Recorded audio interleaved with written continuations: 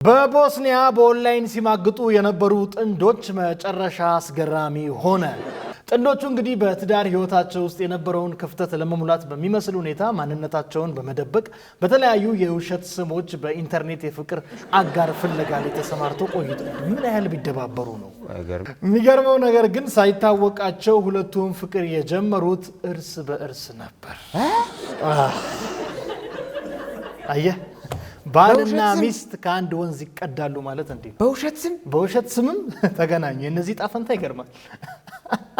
ራሽ ቀጥል በኢንተርኔት ዓለም ውስጥ እንግዲህ እውነተኛ ስማቸውንና ማንነታቸውን በመደበቅ ለረጅም ጊዜ ሲጻጻፉ ቆይተዋል። ግንኙነታቸው እየጠነከረ ሲመጣ ሁለቱም አዲሱን ፍቅረኛቸውን በአካል ማግኘት ወሰኑ።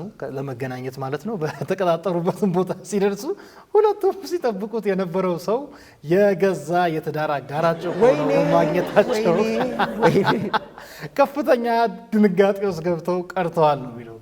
ምንድን የሚባለው ያው የቀበጡለት ሞት አይገኝ የሚለው ራሱ አይገልጻቸውም ማለት አሁን ሲተያዩ ያለችው ቅጽበት የሚሰማቸውን ስሜት በፊት ሲጀናጀኑ ይላሉ የቀድሞ ፍቅረኛ ቀሽም ነው ምናምን ብላ ጽፋ ሊሆን ይችላል።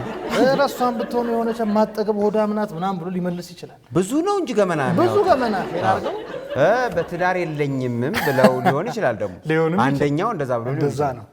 የሚገርመው ግን ራሳቸውንም ቀይረው እርስ በራስ ተገናኙ። ግን ቆይ በእንደዚህ በኦንላይን በሚያወሩበት ሰዓት ቢያንስ አንደኛው እንኳን ፎቶ ላክልኝ አይልም? አሁን እኛ ብንሆን አንተ ብትሆን ታስልካለህ። ወደ እኔ አታምጣው። ታስልካለህ